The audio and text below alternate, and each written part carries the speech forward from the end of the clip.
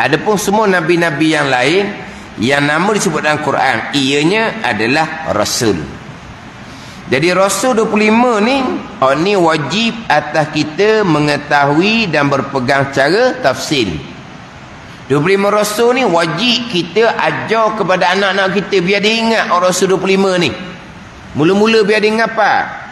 Mula-mula beli poster molek letak dinding. Hak Rasul 25, hak malaikat 10, hak kitab 4, hak sifat 20, hak sifat Rasul. Ni. Ada ni. Hak tu cara tafsir belaka, cara satu-satu belaka tu. Budak-budak ngapa dulu? Lepas tu ceritalah pula kemudian.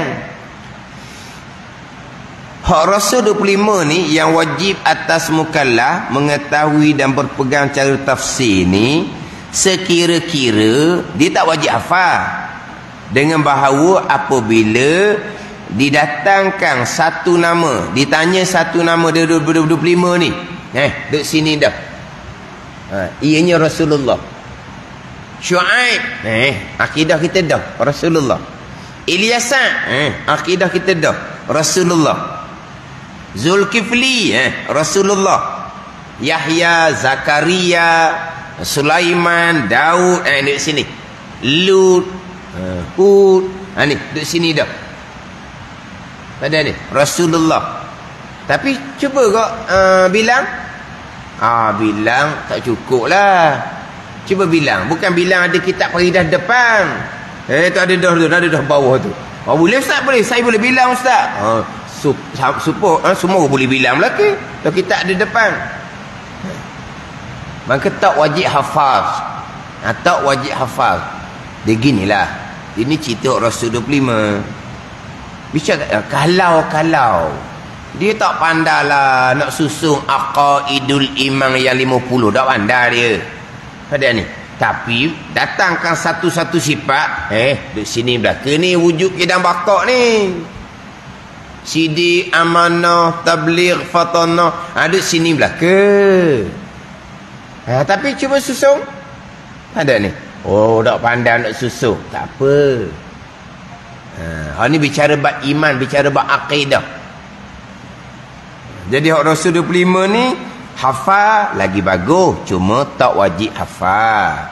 Kalau boleh hafal bagus sangatlah. Cuma tak wajib hafal. Dah kata wajib beriman secara tafsir seorang-seorang, ditanya satu nama daripada Rasul 25 ni.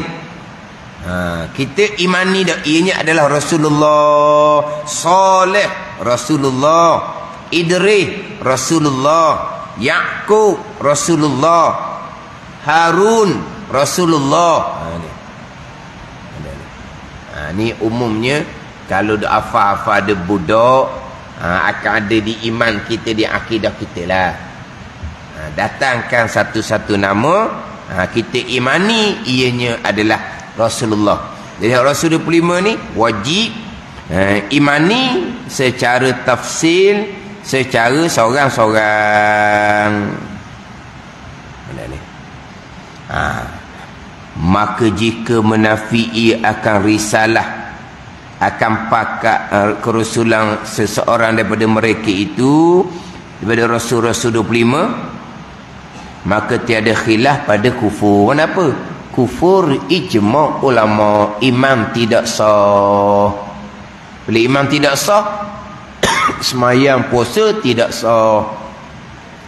Bertaubah kemudian puasa itu wajib diqadakkan kembali. Gitu.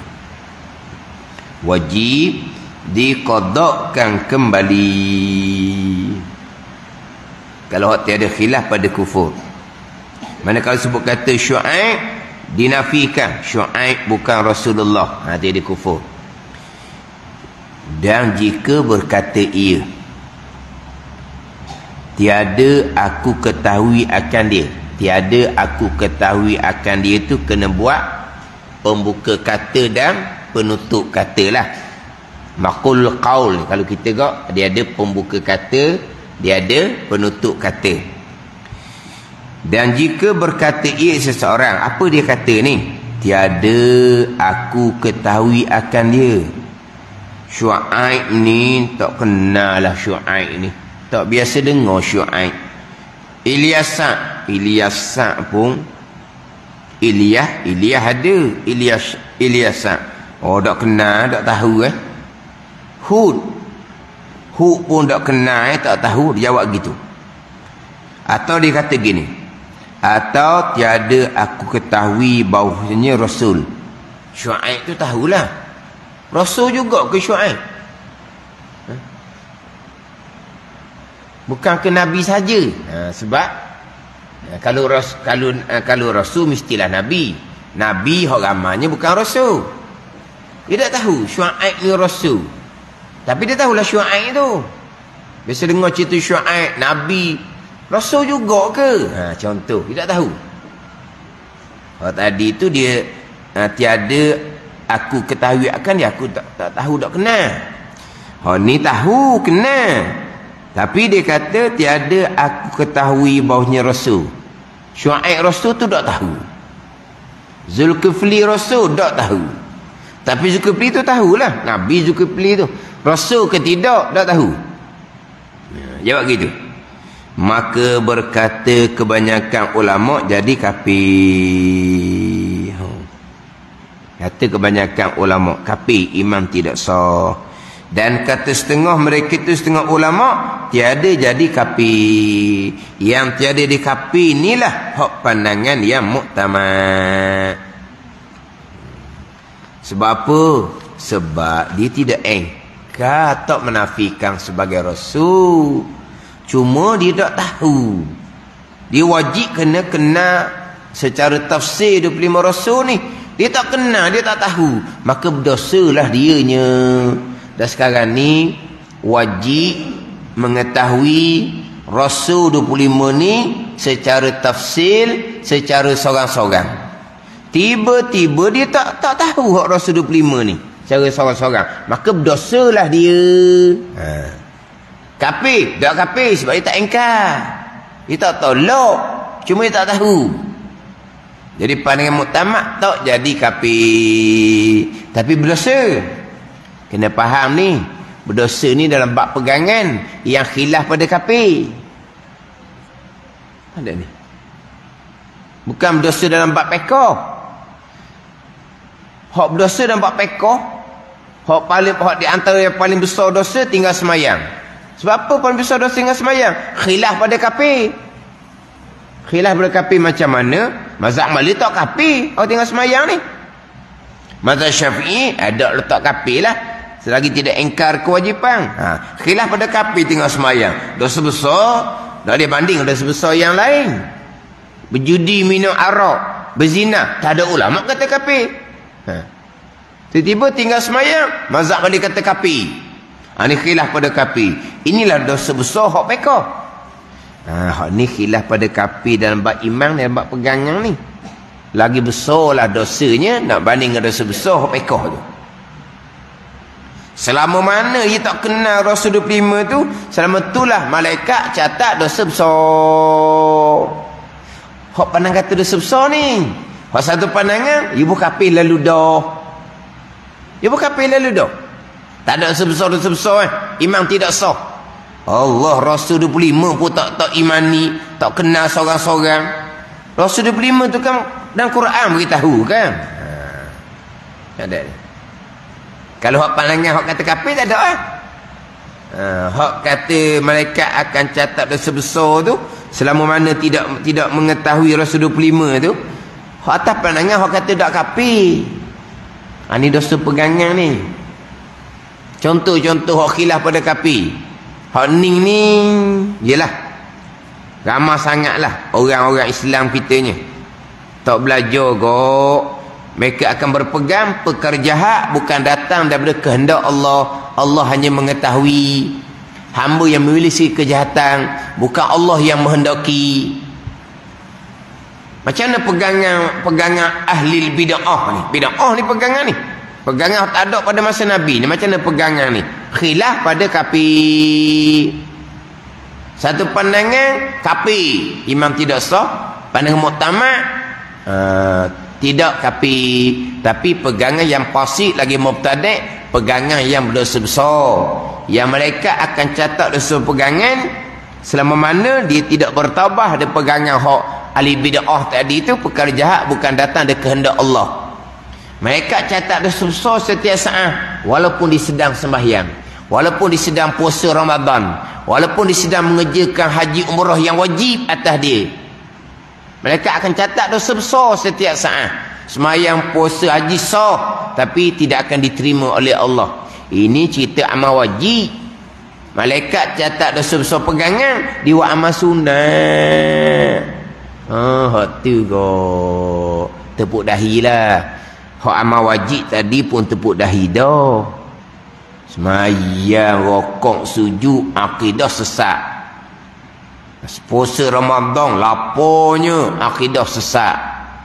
Di Mekah mengerjakan haji umrah yang wajib, duit lagi belanja besar, kena menggunakan tenaga yang banyak. Duit lagi belanja besar, tenaga lagi untuk mengerjakan haji umrah yang wajib. Tiba-tiba akidahnya akidah yang khilaf pada kafir. Kalau semayang sunat, puasa sunat, haji umrah sunat, pergi Mekah dialah umrah tiap-tiap tahun. Tu balik awal tu. Tapi dia rasa asyik, seronok je duduk Mekah. Itu semua tipu daya syaitan. Amal wajib pun tidak diterima oleh Allah sama telah amal yang sunat. Hak khilaf pada kafir ni.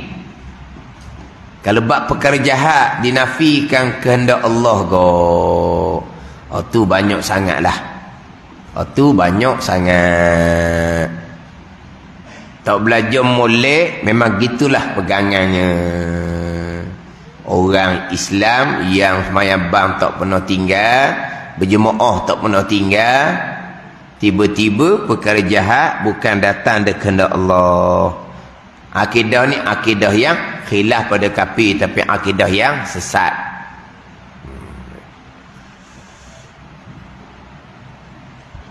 Kalau tanya-tanya bab pegangan ni, memang kalau tepat-tepat baru tu kok takutlah, takut. Sebab tu saya biasanya kalau pergi tempat baru takkan tanya terkadang tertanya juga. Boleh tanya sahaja, Allah lah, beratnya lah. Tapi ada ustaz yang dia banyak bertanya. Dia sebenarnya banyak bertanya ni lebih fokus sebenarnya. Kalau banyak bertanya ni lebih fokus. Tapi dia yang mengajar tanya macam orang sekolah tu kan.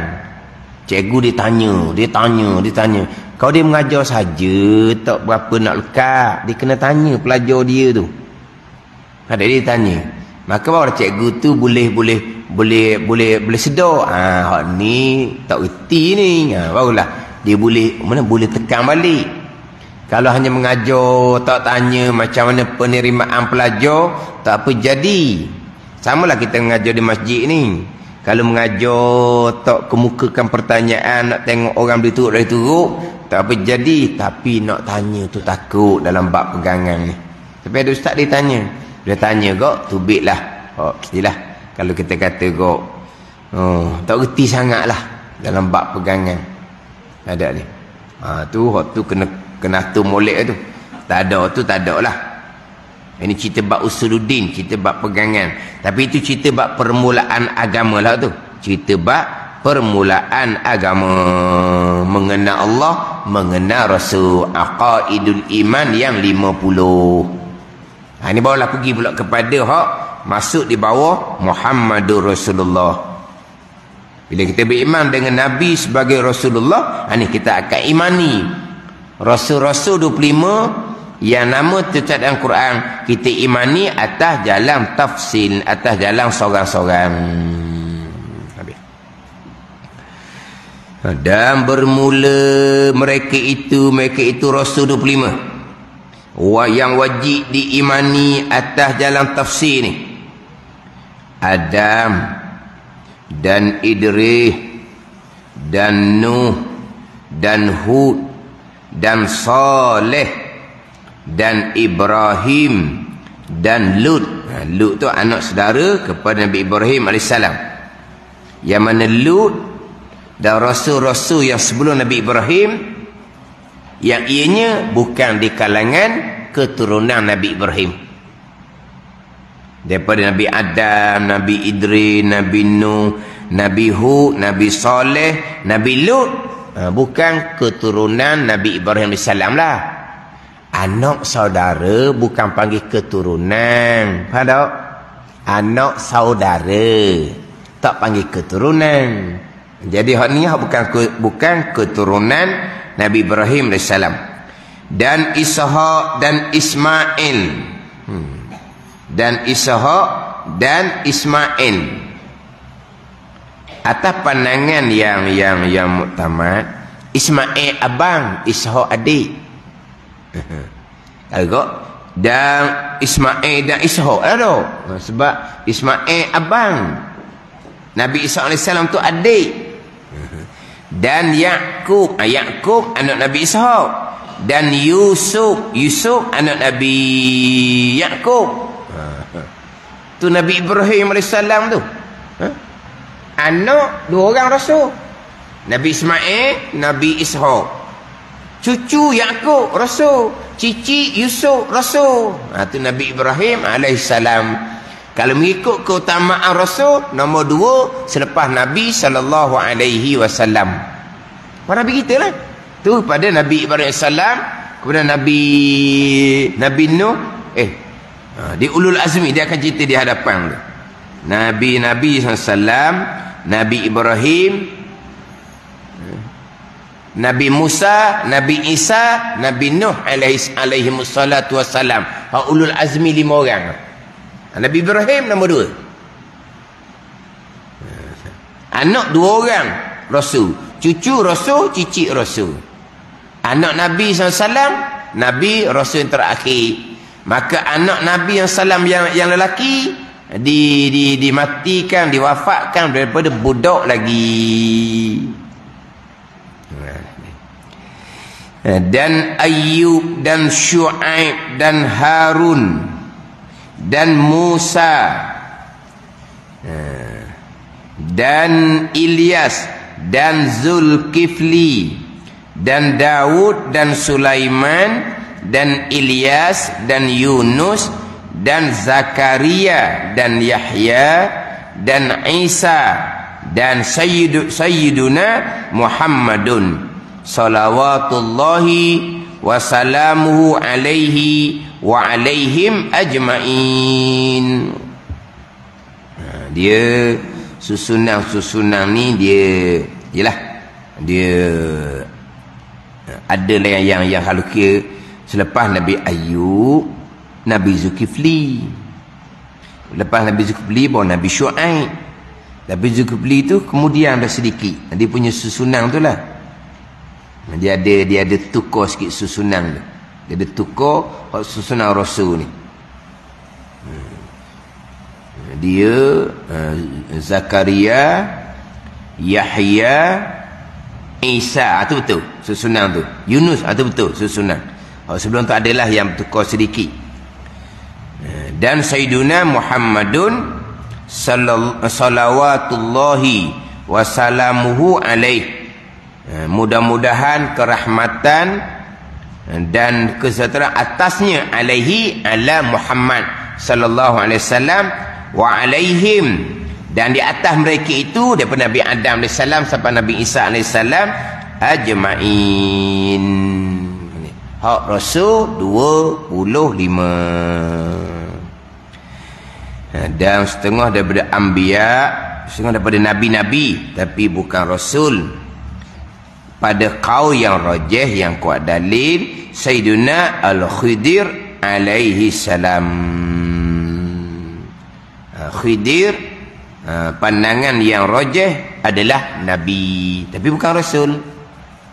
Setengah pandangan Khidir bukan nabi, tetapi ketua kepada aulia-aulia, tapi bukan rasul. Khidir bukan rasul. Ulama berkhilaf sama ada nabi ataupun bukan. Wallahu a'lam.